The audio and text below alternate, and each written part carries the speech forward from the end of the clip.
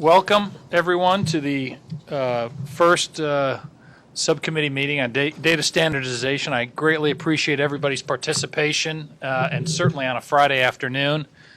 Not because I like to work and have big meetings on a Friday afternoon, but largely because the commission business in this room specifically have been booked with either hearings, roundtables, or yesterday were rulemaking. So I apologize for a Friday afternoon, but that's just the best we could do. And I greatly appreciate your attendance and participation, and we'll really look forward to getting some substantive work done here on a very difficult but critically important topic.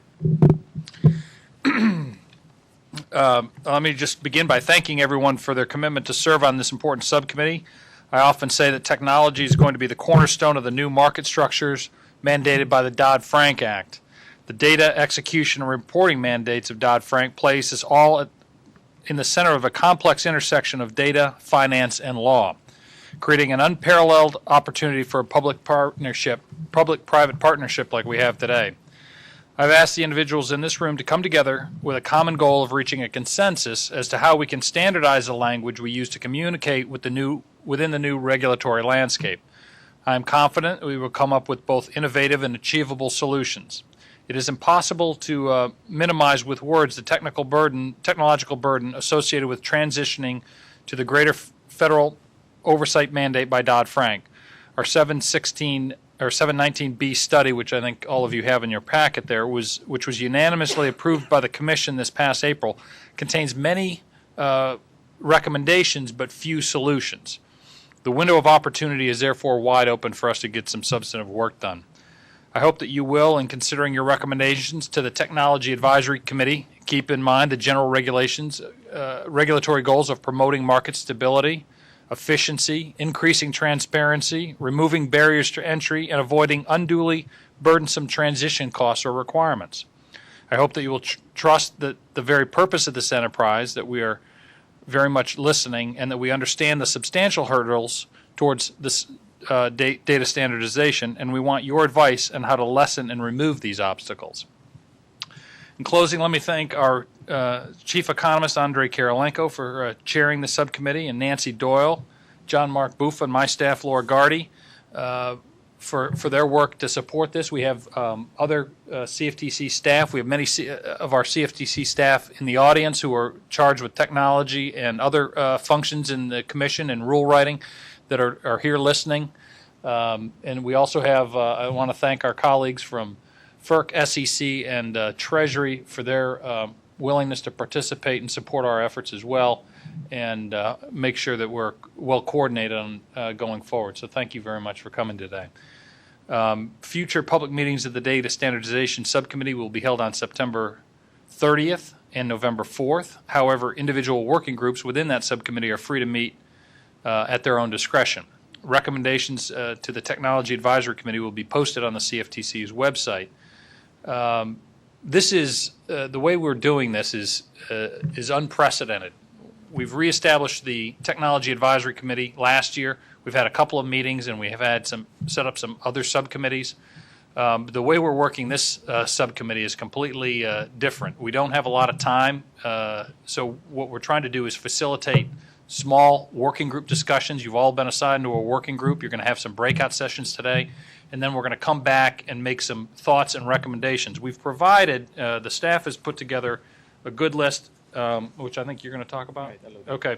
Andrei will let him go into it, that provide some general thoughts for the working groups. I'll just leave it at there and let Andrei discuss how we're going to proceed with that. But ideally, after these meetings and the meetings that are done offline, so to speak, not through a formal hearing setting like this, will obviously contribute to a larger body of work, which will be recommended to the Technology Advisory Committee and the Commission. I know I've talked to my fellow commissioners about this issue. I know they're interested in the work as well, and we may get some of their participation later this afternoon when we discuss kind of the recommendations that you all have after your working group. So we're going to try a different, this is completely different than any other committee function, and Nancy will kind of outline what the rules are here, but I hope it works. I hope we get great substantive advice and thought on this, and then we can move forward on a very important subject, because many of our rules, just yesterday we approved the swap data repository rule, and we had many questions about how we are going to use data and what form it's going to be in, and how will we share the data. And we obviously have to be mindful, because on Monday, I guess, of this week, we had an international extraterritoriality discussion. We talked about how we share it with our international regulatory bodies. How many SDRs will there be?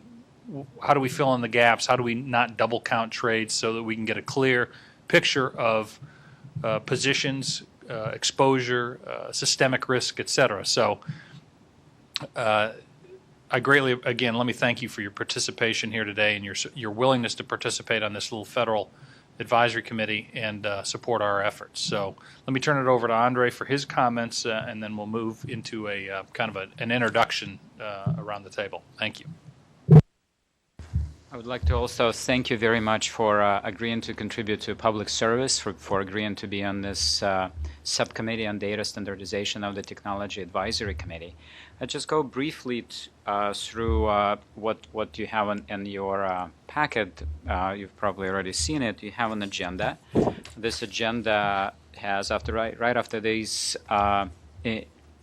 introductory remarks, we'll go around the table and you will have a chance to introduce yourself and talk briefly about your specific goals and objectives, if you have any, for being on this subcommittee. You're all representatives of the private sector, so therefore you bring your expertise and your desires and your objectives to this subcommittee, to this group.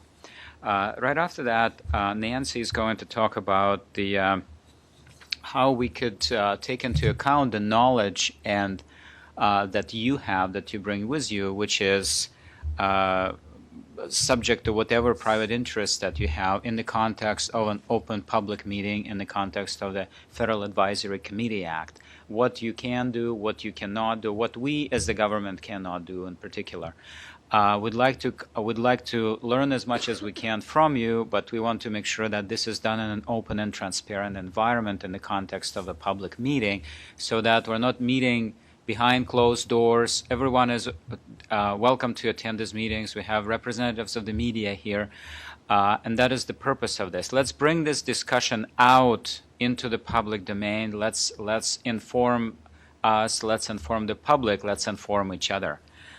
Then I will talk a little bit about the guidance that we have for the structure of this working group. So this working group, as Commissioner Malene said, is something that we thought would be a good way to structure the work program. We have 22 members of the subcommittee that come in with a variety of different expertise in various expert areas. We thought that in order to be productive, in order to move the process forward, we form working groups from you, and the working groups could meet subject to the Federal Advisory Committee Act and present their work to the public. So they could meet separately and then present their work to the public on particular public dates.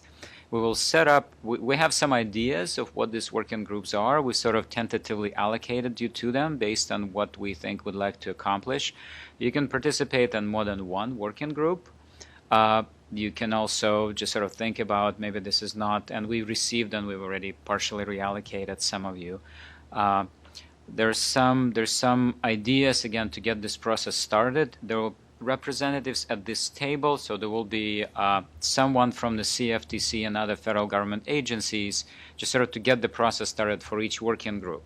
But of course, we don't want to drive the agenda. You have the knowledge. We'll get the process started. We'll make sure that we have deliverables, that we're on schedule, that we're going. You're all very busy people. It will be coordinators of this process, if you will. But you have the knowledge and you have something that we want to learn from.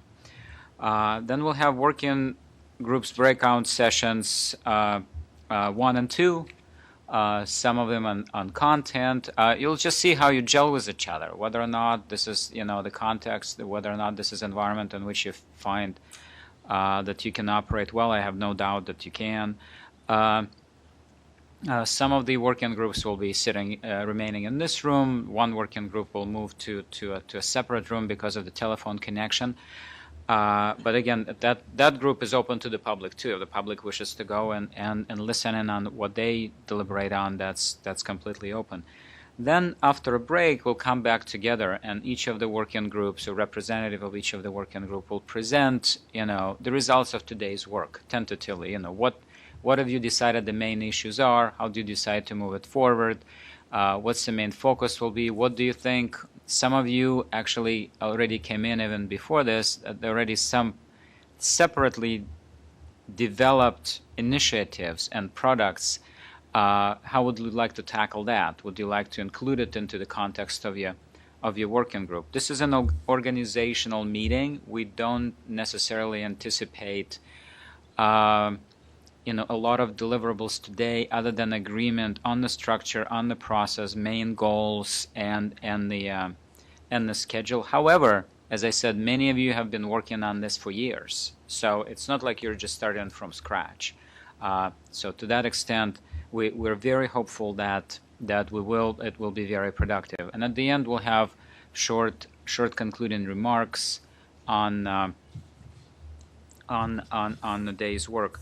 I was asked to remind you that this meeting is being recorded. It's a public meeting. The microphones that you want to use, you need to push the talk, see if the little light lights up, and then speak directly into it. Please refrain from putting your Blackberries next to the microphone. We have a wireless connection that could get interference from. If you're on the telephone and you are a member of this subcommittee, but you were not able to attend in person, but you would like to speak, we would be able to sort of pipe you in, but you need to clearly speak your name so that it appears on the screen as well. There are beverages in the back of the room. If you get thirsty, there's a restroom around the corner. So with that, I think we could move to the introductions of the subcommittee members. We basically laid out these tags in alphabetical order, starting with an A.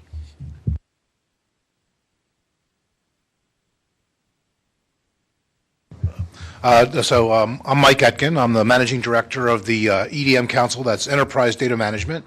It's a nonprofit organization created by the financial institutions to get their Data Act in order.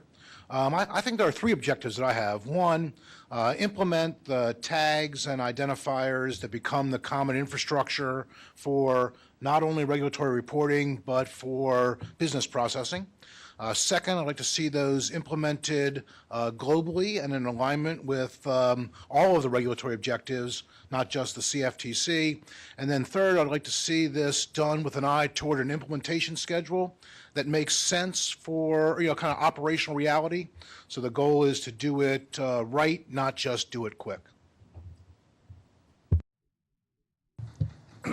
Eric Chacon from Citigroup. I'm the global head of data standards under our chief data office.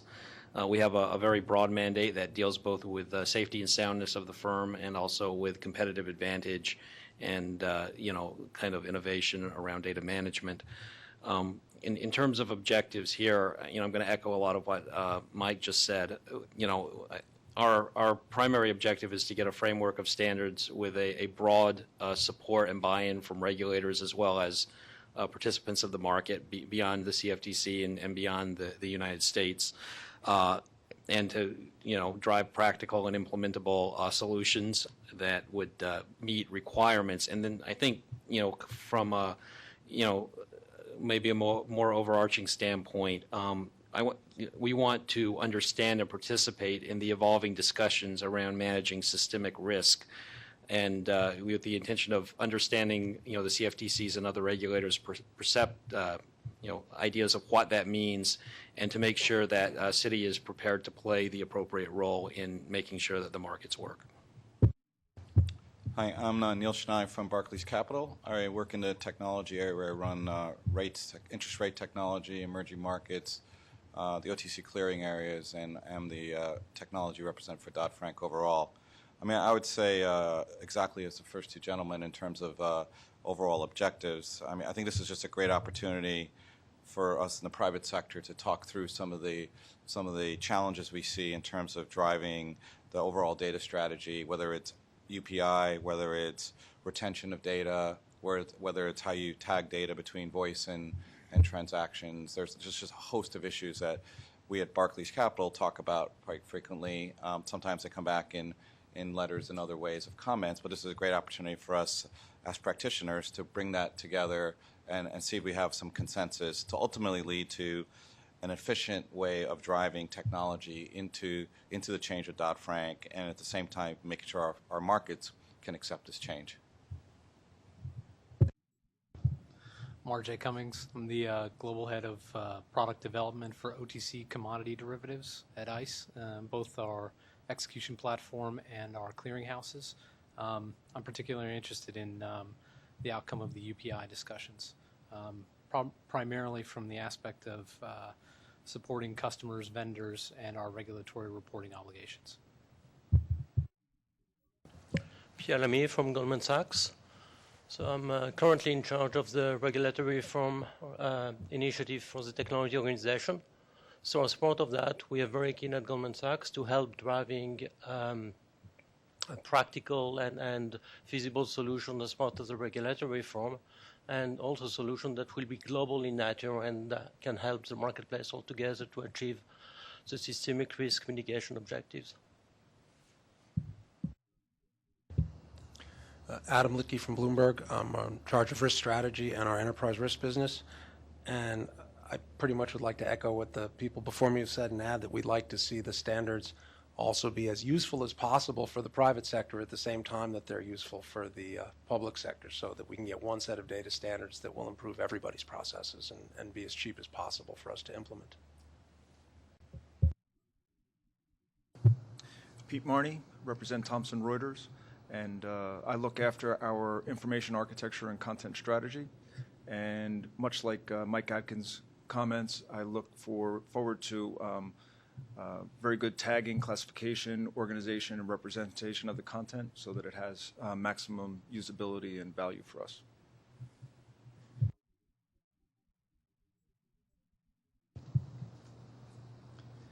I'm James Woods. I'm the Chief Technology Officer for the FIA Technology Services Incorporated, which is a subsidiary of the Futures Industry Association, which I'm representing on the subcommittee.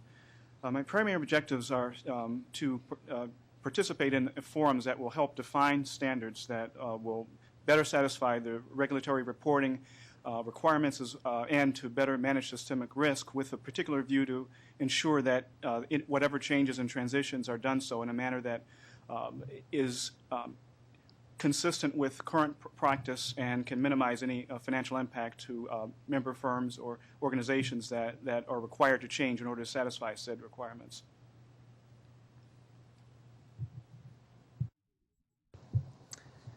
I'm Michael Wilt, President of Innodata DocGenix. I have the misfortune of being a lawyer and the privilege of being a technologist. I spent the vast majority of my career figuring out how to represent the unstructured text contained in master agreements and credit support agreements as structured data, and I look very much forward to sharing my experiences and those of my colleagues and providing, above all, actionable data that the regulatory community as well as the industry participants represented here can make use of. Thank you. I'm Paulo Rodela. I'm with Blackrock. More specifically, Blackrock Solutions. We developed the risk management system, trading system for Blackrock. And I had the development team that's responsible for integrating Aladdin, our trading platform, with the industry using industry standards protocols like SWIFT, FIX, FPML. And BlackRock's very strong in using industry standard protocol to be able to confirm trades and to be able to represent, our contracts to make sure that we can use that to analyze risk. So I think this is very, it's very timely that we can talk about this to see how much more we can use like technology to be able to model those in the system. I'm Brian Okupski with Markit. My role in the organization is handling reference data, identifiers, product data, that type of thing. I also am responsible for the red business, which is the identifier, entities in the credit derivative space. So looking to discuss and contribute to UPI types of discussions, entity identification, and the utilization of that by the industry. My name is Jim Moran. I work for CME Group. I'm in charge of regulatory technology and strategy. So my group represents the business users in market regulation that regulates CME markets. So we're very dependent on data and identifying participants in markets. I think my goals for the being on this panel would be to hopefully influence practical and cost-effective solutions, and hopefully in ways that don't disrupt current participants in the market and can be implemented in as efficient ways as possible, but yet still provide good value for regulatory and risk management needs. I'm Malene McMahon from SWIFT. I work for SWIFT in our New York office, but we're headquartered in Belgium. SWIFT is a cooperative, a not-for-profit, and we represent some 9,000 financial institutions around the world, and about 50% of our activity is around the standardization of messages that those institutions exchange. We support many standards, primarily many ISO standards, and I guess one of the goals I would have as being part of this group is to ensure that whatever we're doing is consistent with global technology, obviously to be used here for regulators and others, but that it's also consistent within the financial community for all the global firms. Hello, I'm Carla McKenna. I chair the International Organization for Standardization, ISO's Technical Committee 68. The committee focuses on standards, global standards, for the financial services world and industry. As Malene said, I am also interested in delivery of international and global solutions. I am also interested, being a business person as well, that those solutions both support the regulatory needs of the stakeholders for Dodd-Frank and also support industry and users of standards as a whole. TC68 has been focusing on our standards as a contributor to the regulatory reporting and the industry needs, particularly in the area of identity with our recent development of the Legal Entity Identifier Standard, the LEI. We're also taking a look at our identification standards, classification of financial instrument standards, and any others that, from a data content perspective, could contribute to solutions in this area. I also am interested in us collectively looking at innovative and future-proof ways of being able to implement the solutions that we are needing to be able to deliver not only for the industry but for Dodd-Frank. And to that, I would ask us to be able to think in new and different ways of how to be able to implement them both quickly and with the future in mind. My name is Tim McHenry. I'm a director in the Information Systems Department at National Futures Association. As the name implies, the NFA has traditionally been a futures-oriented organization. However, with the passage of Dodd-Frank, we are looking to be prepared for more responsibilities regarding swaps. The area that I'm directly involved in right now is creating systems for market and trade practice surveillance for swaps execution facilities. So I've already had a great deal of experience trying to reach consensus on data standards, so I'm looking forward to participating in this process and hopefully reaching a consensus down the road. Thanks. Thank you very much. I believe we also have participants participating over the phone. If you don't mind, could you please introduce yourself and say a few words about your where you're from and what your objectives are. Hello, my name is Bob Green. I'm in the business development area of DTCC, the Depository Trust and Clearing Corporation. My goals are pretty much as stated previously by other firms. We are looking to bring a number of data repositories for various asset classes online to help with the Dodd-Frank regulations. So, again, as other people had said, we're very much interested in making sure that broad support is and implementable standards are available for those swap data repository needs. But also, as others have said, it's important that the global requirements are understood as well, and that a solution that we come up with has global impact as well. Thank you. Is there anyone else on the phone? Well, thank you very much for introducing yourself. It's great that you all were able to come here and contribute to the public service. We really look forward to working with you. We've been joined by Chairman Gensler, so I'm going to turn to him for a few remarks. Thank you. I'm just here really to thank all of you for helping us, but not really helping us, helping the public.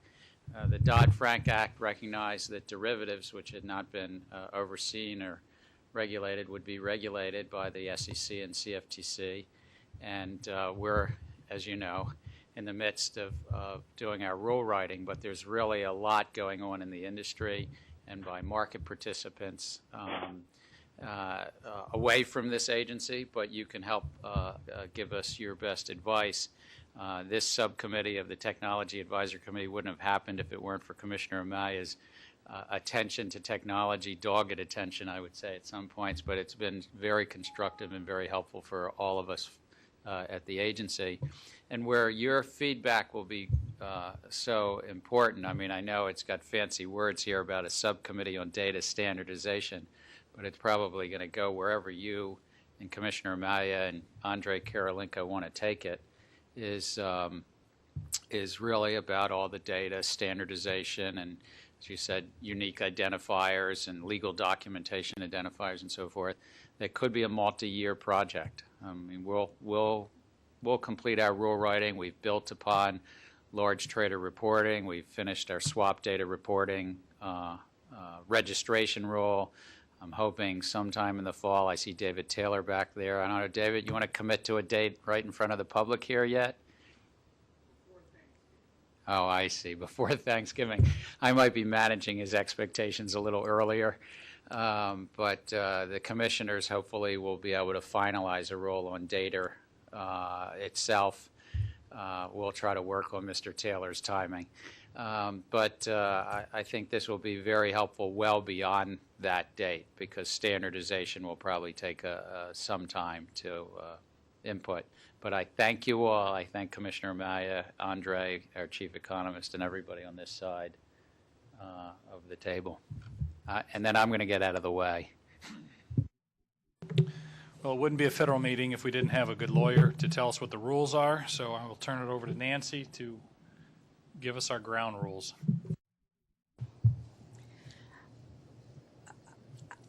I imagine many of you have already served on a FACA committee, but if you haven't, just so that you'll know what the situation is, here it is. I'll read this. So, this is a and if you have any questions on this, come up and talk to me afterwards. I have other friends of mine also from the Office of General Counsel that can answer in any detail what you'd like to know. But the overview of what's going on is this is a subcommittee of a duly organized Federal Advisory Committee, Commissioner O'Malley's Technology Advisory Committee. This subcommittee reports to the committee, not to the commission. Meetings of the subcommittees that report to a parent advisory committee under the law are not legally required to be open to the public or announced in advance. However, as you can see, it is the commission's policy that we've decided that these subcommittee meetings are going to be held open to the public and announced in advance. We're going to do that here. This main meeting is being transcribed and actually video recorded. The video recording will be linked on the Commission's YouTube site. So about the working groups within this committee, what happens there? Their status under FACA is this. They, too, are not legally required to be open. And some of these smaller working groups are groups of 3 that may want to meet by email. But you should know, and we know you're busy professionals, and we're going to give you great flexibility in meeting by email or arranging it however you decide to handle your processes. But we do want you to know going into this, and we do inform you, that we are going to have all the deliverables from the working groups published to the subcommittee and in the open on our commission website so people can see them. And that means, in particular, your proposals, your recommendations, and any important analyses that underlie them or things that you want to make available with your recommendations. We will publish those onto our website, too. And then those will be published to the full committee, Technological Advisory Committee, and as deemed appropriate by that committee to the Commission. So, I'd like to emphasize for clarity that if you are, for example, in terms of the openness of the structure, you've been assigned to work groups. You weren't asked, we just put you there. But please know this, if you have an interest in another area, we expect a sort of collegiality and openness among the working groups in the sense that it's anyone who wants to any member of this subcommittee, or really anyone who wants to, can work with another work group or listen in on it. And we ask you to make yourself open to that here. If you, for example, are on the product ID working group and not on that group, but you have an interest in that area, we hope that they would welcome you in their work, or at least keep you informed of what's going on, because we'd like to capture as much expertise here as possible. But do keep in mind, in terms of your schedules, you will have an opportunity in the subcommittee to comment on and analyze the other work groups' proposals, so you can wait. The working groups set up their own schedules and meeting times. Please let me know so that if anyone else wants to listen in, they can. Finally, one of the core purposes of FACA is to permit public agencies such as the one I work for and the ones represented by the other federal agency representatives here on our panel, the SEC, Treasuries, OFR, and FERC, to capture private expertise. So if you haven't served on one of these before, please rest assured that it is under the law understood that you come from the private sector, that you represent organizations and interests within that sector. Not all of you, but most of you do. And that is permitted here. You're not required to divest yourself of your interests or to provide us with this technical expertise under the law. For it is ultimately a public body, the Commission, and these other federal agencies that will be deciding what recommendations, proposals, and plans to adopt. And finally, once again, I have people that know FACA chapter and verse even better. If any question about this, come and see me during any of the breaks. I'm available.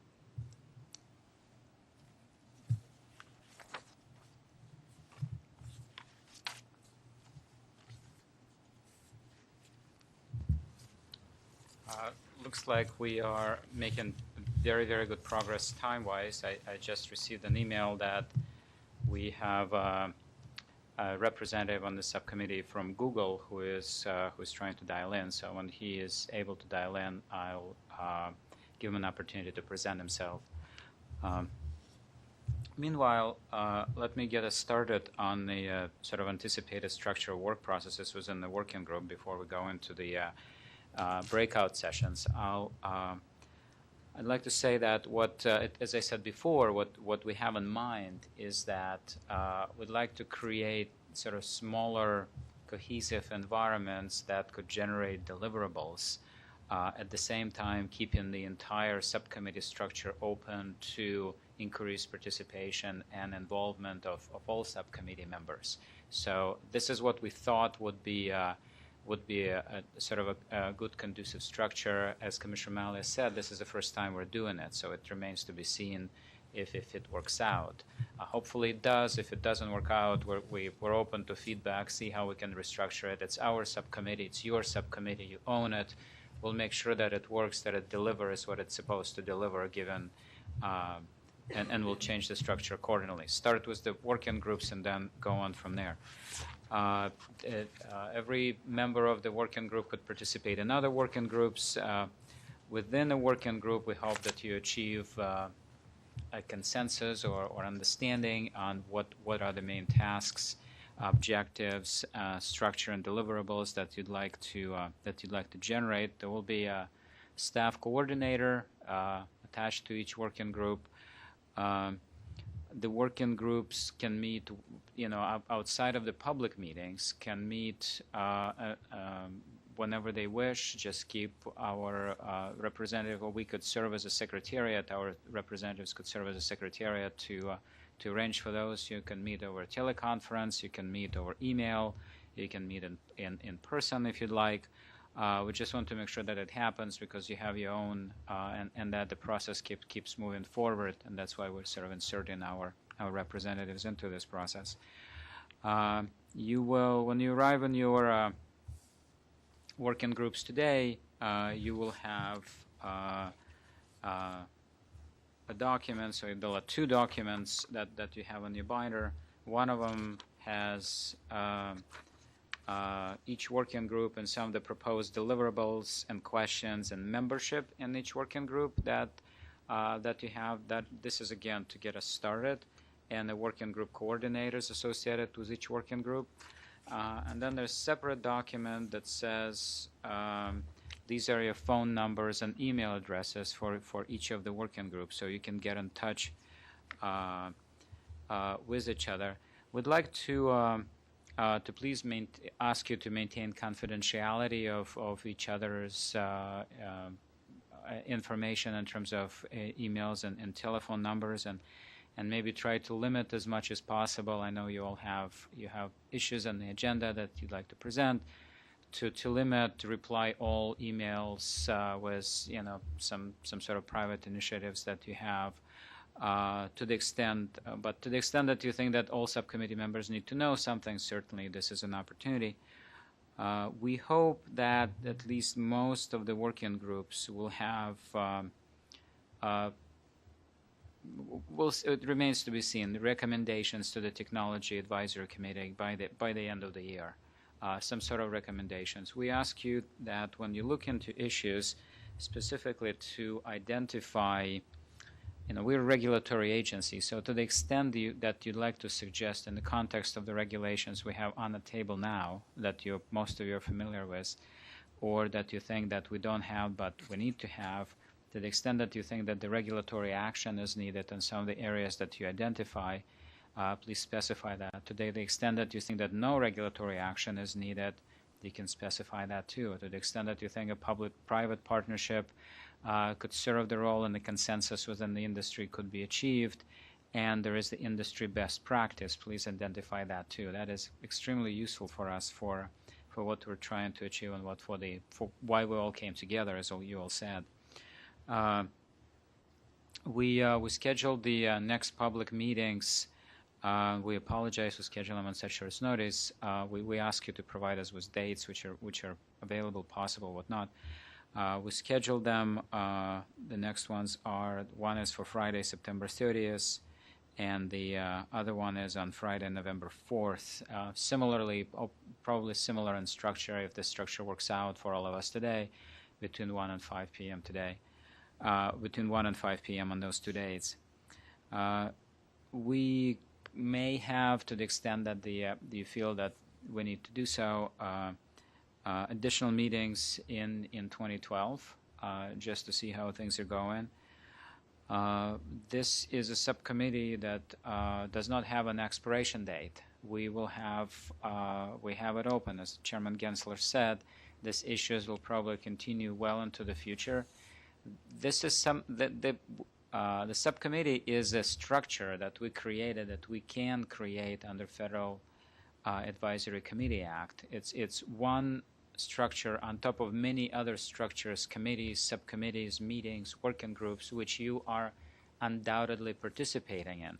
But this one has the advantage of having representatives of the CFTC, SEC, Office of Financial Research, FERC, present here. So you are you're sort of feeding your thoughts and your expertise and your ideas directly into the regulatory community.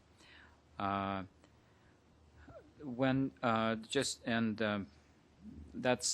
about it in terms of just sort of organization. The working groups. Nancy has tags for where the working groups are going to be meeting. We're going to rearrange for 3 of the working groups, we're going to rearrange the seats on the ends of these tables. And you can just sit around and we'll place the appropriate tags there. Okay. If you're in working group 1, you're going to be in the conference room across the hallway so that Bob Green can call in and dial in on that one. If you're in working group 2, it's going to be this edge of that table. We'll rearrange the chairs just now. If you're in working group 3, you're at the end of the table, where Peter is, right?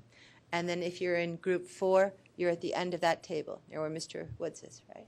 So we'll just move chairs around because there's only groups of 4 or 5 of you, and nestle around the table that way. Yep. I believe Mark Donner from Google is now on the phone. Mark, would you like to introduce yourself, please?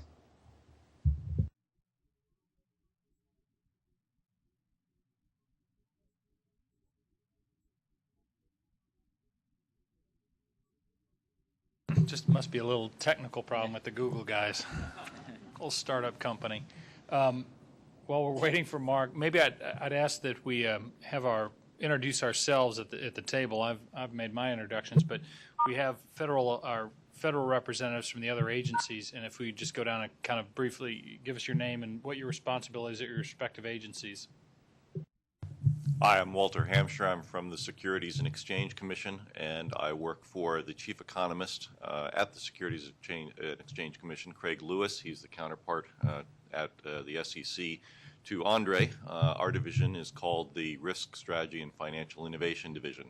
I'm responsible for the technology that takes in the portion of EDGAR which is known as the interactive data, also known as XBRL, and distributes that to the public. In terms of the SEC's mission to protect investors, all of us at the SEC see market transparency and information transparency as being key to that mission of protecting investors. And the frontier, if you will, in transparency of information really is in the difficulty of integrating information from multiple sources. So our key interest here, speaking for the SEC, is in fostering and using data standards that assist us and others with integrating information from multiple sources. Hi, I'm Laura Gardy, and I'm counsel to Commissioner O'Malia. Hi, I'm John Mark Buffa. I serve on a couple of rulemaking teams, including David Taylor's swap data rules, and I reside in the Enforcement Division. Hi, I'm Steve Reish. I'm Deputy Director of Energy Market Oversight at the FERC. Under Energy Market Oversight, we have responsibility for the collection of financial performance from the organizations that are jurisdictional entities under the FERC, and we also do a heck of a lot of work with data and data collection. We're in the process of trying to get some additional data for us and to standardize it. So thank you very much for inviting us to participate. Hi, I'm Andy Tatai. I'm the data architect at CFTC. One of the things that I would like to work on, and that I look forward to is, on data standardization. I'm really interested. It's a very nice panel out here, and I look forward to working with all of you. I believe we now have Mark Donner on the phone. Good afternoon. Mark Donner. I'm an engineering director in New York office of Google. I've been looking after Google Finance for the last several years, and I had about 15 years on Wall Street before I came to Google about 5 years ago. Thank you, Mark.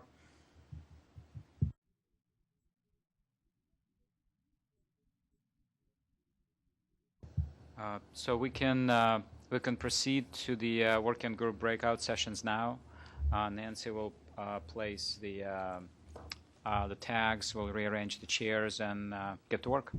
Well, thank you very much again for coming here and starting the work on this very important issues. We will now proceed to the remarks of the 4 working groups. In your remarks, the designated person could perhaps not only talk about the main objectives, but also about some of the logistics of how you plan to go about it. If you have particular dates for your next meetings or conference calls, you may wish to mention them as well. What is it that you plan to accomplish to the extent that you've discussed that and have an idea between now and the next public meeting and the public meeting in November? So both in terms of the process and in terms of the issues, if you can cover that, that would be great. So we'll start with Working Group 1. So that would be the Product and Entity Identification Group.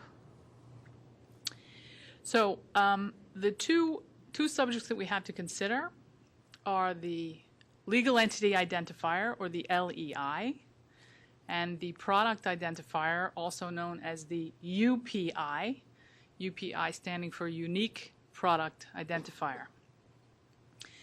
So we had a lot of interesting discussion. We did agree we would meet weekly, and we would have our meetings every Wednesday afternoon at 4 for 1 hour.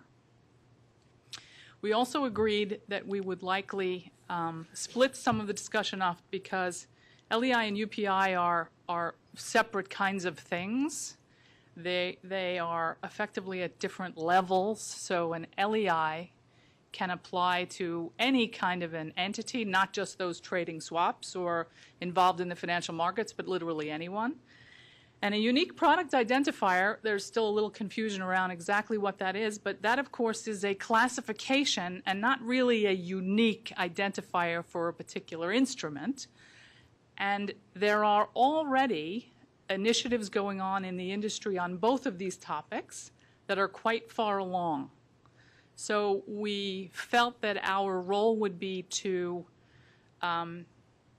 discuss how those two initiatives are progressing and to talk about how we could add to some harmonization efforts that they're both undergoing now. The LEI is possibly a little bit further along in the context of where it is as an initiative. The UPI still seems to have quite a bit of work to do to identify some product taxonomies, and that work is ongoing. We will, during our next 2 meetings, probably do a bit of level setting. We had 2 volunteers who want to present where the LEI is, sort of a primer for dummies, which we're happy to share with the larger group. And someone else will prepare the UPI status update as well, so that we all have the same information, so we all understand where we are, where everything is. And then we will likely begin to identify what are some challenges and some issues around both of those that are important perhaps for the Commission to think about. And then maybe focus also on some migration path and sequencing of implementation that would be most useful in the context of the 2 of them, because again they will likely have separate considerations given challenges in the industry. And also keep in mind the 2 initiatives are global in a sense. One is already under the auspices of ISO, which is a global organization. The UPI coordinating across global counterparties, but again, we will keep in mind the global aspects of both of them and talk about the challenges that will bring on both of them. If I forgot anything, I'm sure some of my fellow committee members can speak up now. 10? Thanks. What is your deliverable? What do you plan to deliver? Do you plan to deliver a white paper, report, set of recommendations? It sounds like what you outlined sort of meets the standard. You have background information, you have challenges and issues, you have migration plans and sequencing. Yeah, so I guess what we would deliver would be in the form of a paper of some sort that would summarize what we know about these 2 initiatives, focusing on some of the migration and phasing challenges that the industry will face that we think are important for the Commission to consider, and then have a list of related concerns around a variety of topics. So effectively it would be a paper summarizing where we are and what we think the Commission should focus on in its role in encouraging these two initiatives that are already well underway. By September 30th, do you plan to have an outline, a draft, some points, or you will see how it goes? Yeah, we didn't get into that level of milestone setting yet, so that'll come. We have a rulemaking team on data led by David Taylor. I think the chairman recognized David in the audience earlier today. Would it be of any benefit to your subcommittee to have a briefing on that proposal? I know Irina, who had formerly served on that subcommittee, was on your working group. Is there any necessity to help get a briefing on that? Maybe have David call in one day, or Irina has already offered to help provide information for some of the background material we're going to prepare, so she's already offered to do that. Okay. Or have David be invited to your conference calls so that he could listen in and participate if needed. Sure.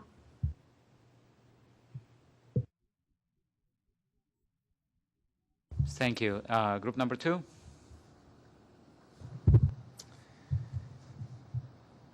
The Machine-Readable Legal Documents Working Group will promptly seek to engage. The Machine-Readable Legal Documents Working Group will promptly seek to engage with each other. We're all based in New York, together with interested parties, including industry participants, trade associations, and domestic and international regulators. We will solicit views from these parties on the potential universe of relevant agreements, including master agreements, credit support agreements, master confirmation agreements, and non-standard confirmations. We will solicit views from interested parties on the most critical data points from both an internal as well as external perspective, and we will identify and report on potential barriers to adoption and implementation and recommend potential solutions. Specifically, the kind of areas that we will be looking at here is the complexity of representing legal agreements as data, adoption methodology, adoption time, and adoption cost. Would you like to, did you discuss the process of how you plan to do this at all? Do you have an idea if you? Obviously, we all have connections within the trade association, so I think there's kind of a dual approach where we approach industry participations through the good auspices of the trade associations in particular. We would also like to engage with the interested parties within Washington, both in the OFR, the CFTC, the SEC, as much help as you can get. And I mentioned to Nancy that we'd also be interested in reaching out to international regulators and bringing them up to speed as soon as possible. Perhaps you may wish to establish either periodic or on a regular basis some sort of meetings or conference calls to which we can then adjust our schedule so it could be useful to you and let us know. Certainly. We have recently put forward a documentation rulemaking, of which obviously comments will begin to come in, and they'll be available on our website for you to review. If you need anything from us in that regard, please let us know. I have requested that the Commission undertake a public meeting on that rulemaking to discuss this, and so we'll keep you informed as to when and if that happens. I assume when, not if. Certainly be very interested. Thank you. Working Group 3. We accomplished 4 things. We set out our operating model and decision-making process and meeting schedule. We did core principles and the context for semantics. We defined the scope of the activity and the context within Dodd-Frank and other regulatory initiatives, particularly in Europe.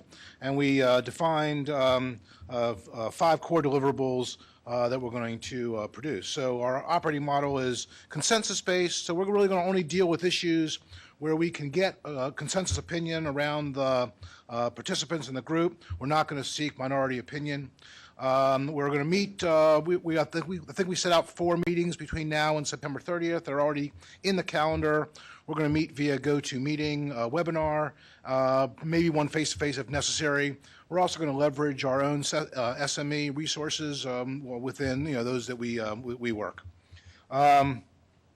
We define semantics a little bit broader than the context of the paper, so we're really talking about an ontology for derivatives. An ontology to us means the terms, definitions, and the context of business relationships using precise semantics or the precise language. So that's the objective that we're looking at. We realize that this has to work in reality, so it's got to be able to work with existing infrastructure like FIX and FPML within real production environments within the financial institutions. That's the litmus test. The scope is based on the regulatory requirements within Dodd-Frank, including the systemic relationships between product data, entity data, and transactions data. It's our opinion that if the rules associated with CFTC and OFR require precise standard data for instrument ID, for classification, and for risk analysis, really the only way to do that is semantically. So we think this is something that needs to be embedded into the rulemaking processes. And we also realize that you have to be able to unravel the interconnections and relationships between the instruments that we trade, all of their contractual complexity, the business entities, including ownership and hierarchical relationships, obligations based on the role you're taking in that process, and the positions of what you're holding in your portfolio. So the 5 deliverables that we're planning are, first, a roadmap on how we're going to build and agree on this consensus ontology. Second is the actual semantic ontology itself. So we're going to start with a discrete derivative, interest rate swaps type of thing. We'll extend that to the full class of derivatives. We'll extend that to all financial instruments, and extend that to market data or pricing that you need for transactions. Now, the reason we think we can do that is we think it exists, and we're just going to validate that what we think exists meets the litmus test of reality. And all of that, of course, will be mapped to the PET document that Jean-Marc provided during our discussion. Third deliverable is a demonstration of viability, so it'll be an actual POC, which is also done. And the goal of that POC is to describe the financial instruments with precision, absolute precision, to classify them so that you can aggregate according to whatever characteristics you need, to implement them within an appropriate standardized technical construct like RDFL, and map them to all message types, FPML, FIX, XBRL, et cetera. And you have to be able to do, and then demonstrate you can do complex queries on ownership relationships or exposure across risk groups or things of that nature. We're going to recommend an appropriate governance mechanism for the extension of the ontology and for its sustainability in perpetuity. And then we're going to demonstrate that all of those that are working on semantics right now, ISO, the EDM Council, OMG, the vendors, ISDA, can cooperate in delivering that consensus practical solution to the industry, because we think this is the foundation of the infrastructure for regulatory analysis. Thank you, Mike. So I have a question for you on this. It is my understanding that 1, 2, and 3 already mostly exist. Is that correct? 2 and 3. The roadmap on how we're going to do it. Roadmap is something that you're going to build. So, so the deliverable, if you will, is to get a consensus and report in the form of, I guess, a report or some form that that represents all members of this working group, that they all agree with this particular way of doing things. Yeah. So the process will be validation. But the deliverable will be the ontology. It will be the terms with their definitions and the relationships in a semantic model that we're doing with OMG.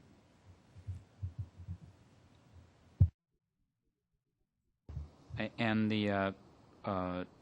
this deliverable, how does this deliverable, in your opinion, feed into our policy and rulemaking process? We think it's going to allow you to specify that product ID, classification, and risk analysis reporting will be done semantically, so that we think you'll be able to write into your rule that all firms should be adopting the common industry standards language in their reporting to the regulators. So perhaps one way maybe to split this deliverable is to deliverable the ontological part as background, but another deliverable is the set of recommendations to the Technology Advisory Committee or to the subcommittee of how this ontology could feed into that. Would you mean like language for the rules? Is that what you're thinking about? I just want Which would be appropriate. We would be able to do that. Not necessarily language for the rules, but advice and recommendations. I think that would absolutely be appropriate. So we understand that your deadline is somewhere around Thanksgiving for your final rulemaking. Right. It's a little bit hard to guarantee that we'll have complete industry consensus and agreement on the full spectrum of ontology. Now, if we phase it into derivatives only, actually derivatives and legal entities only, it's still pushing a tad close to the envelope. But. Right, but to the extent that our relevant team members participate in the discussions of your working group, I think that would be useful, because they would be educated along the way as you achieve in this consensus. Andrei, my understanding is that after final rule, you'll have some mechanism for making a correct technical correction. That our goal would be to give you enough confidence to write it into a rule on that on that basis. And if that's what you're thinking, I think we could probably meet that deadline.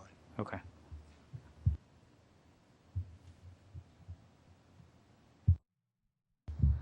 Working group 4? Hi. So our job was to talk about storage and retrieval of the data that all of these other groups are going to actually produce. We've decided that between now and September 30th, we need to answer a bunch of questions and have some ideas of what recommendations we're going to make. And then between the September 30th and November 4th meeting days, we're going to have our final deliverable, which would be a white paper that we'd like to produce with our recommendations where we have them and observations where we haven't necessarily come to a recommendation. Our next meeting is going to be a call on August 19th, and after that we're going to have some regular calls. We've not chosen the dates. We've broken our little group for the next 2 weeks up into groups that are going to work on 3 issues, sort of go off as individuals to make some recommendations on 3 areas: source data, storage, and retrieval. And within source data, the question for us is really about classifying things into 3 schemes. There's the real-time versus delayed data, public versus private data, and standard versus bespoke data, and figuring out whether there are actually different sets of issues around the different types of data. So, and whether we need to make recommendations that are different. For example, that real-time data should be stored differently or reported differently than data that comes in a delay. In storage, which is probably the area where we've given it the most thought so far, we have some principles and questions that we'd like to answer. We're pretty clear that the person relying on the data for use later on must be able to trace it back to the primary copy, but we need to decide who actually has the primary copy and where it lives. We need to have a way of tracking data as it comes in and is changed so that later on retrieval can be done in a timely manner without too much resources. We need to make some decisions and recommendations around whether the data that is stored by swap data repositories should only be the data that is reported to them, or whether they should be also storing some derived data to make it easier for the regulators and other people who need access to the data to get at it. And there are some other questions about, should it be mandated that the people who report data be able to reproduce in perpetuity the data that they reported, or at least as long as the rule says that they have to store the original data, or do they just have to be able to produce the data that they disclosed? So an example would be, I've got an internal system, I use it to generate the data that I'm reporting to the swap data repository. Do I have to be able to reproduce forever or for the 30 years, for the life of a long trade, that same format, the exact data I reported, or just I have to have a copy of the data I reported and I can change my database in the background. And this sort of got to the two purposes of storage, which are legal. There's a secure store that people need to be able to get back at for use in court proceedings and the like. And then there's analysis, which is more public and certainly higher performance. And so there's a sort of, we divided it up that way. On retrieval, we were clear that we needed to be able to, people were going to need to be able to retrieve what was disclosed. But we weren't clear beyond that, and we need to decide what the swap data repository actually needs to be able to give back. Should it only give back reported data? Should it have some method of being able to answer specific types of questions from the regulators?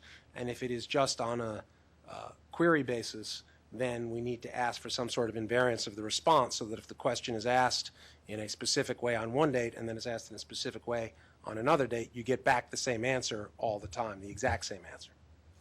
There was also a question as to whether, for retrieval purposes, the data in the SDRs was considered to be an extension of the agency for purposes of analysis, so that the various agencies would go out and ask for data and in a somewhat analyzed form for analysis, or if the agency was only going to take raw data and do the analysis themselves.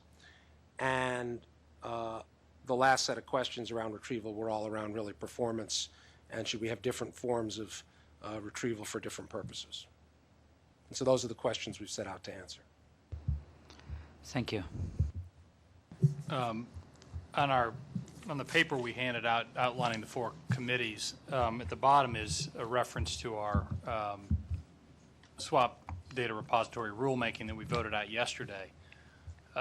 We spent a considerable amount of time discussing kind of ownership of data as well, but also what format we want to be able to retrieve it. I think you've identified several important issues. This rulemaking didn't prescribe any specific way. It assumed that the commission would use some. We had a discussion with our CIO at the table, and he basically said we'll use some sort of web access that we would use and pull this in. The challenge is, how do we do that in terms of across multiple CEFs if they're going to be by asset class, et cetera. So we'd be very interested in your input on that. I think you've identified many of the issues. Again, if the team wants some input, I'd be happy to try to get our team to at least brief you on the rulemaking. It's fairly long, and maybe you just need to identify what it contains and what it doesn't contain. Largely, the specificity that you've identified is not in the rulemaking. So you might want to get a sense of where the rulemaking team was thinking when they put this together, to inform your decisions going forward and your recommendations. But all of those were very topical to yesterday's discussion. So that would be extremely helpful to have your recommendations in the near future. So thank you. If you have any questions, we'd be happy to get the team. Yeah, I think it'd be great to have someone from the team maybe participate in the next call we have. Even. Okay, that's August 19th? Yes. I'll make sure that happens. Wonderful. Thank you. Thank you very much again. This sounds like it's been a very, very productive meeting. We have our work cut out for us. I think the issues that you identified and the way you've gone at them is representative that this is the way, this is very much the right group of people and the sort of the right structure that we have in mind. And I hope that we will just stay on schedule and keep producing lots and lots of good input into the ongoing rulemaking process. Thank you very much. Everybody has done a wonderful job. I've talked a couple of times with my colleagues on the commission about this. They're very appreciative. I saw Commissioner Chilton right before we came in about these issues. They all appreciate how difficult these issues are, and they've all told me to express their gratitude for you for serving on the commission, and look forward to the results that you all can produce, because this is a very difficult challenge for us right now at this time, and we don't have a lot of time to do it. So your input will, we're leveraging our own staff, and we greatly appreciate that to bring some private sector experience to this agency. So again, thank you very much for your participation. If you have any questions, let us know. I know Nancy, if you have any questions about reorganizing the teams, et cetera, please address them to Nancy. She'll be able to coordinate that. Any other questions, please let us know. But again, thank you very much for your participation. Have a nice weekend.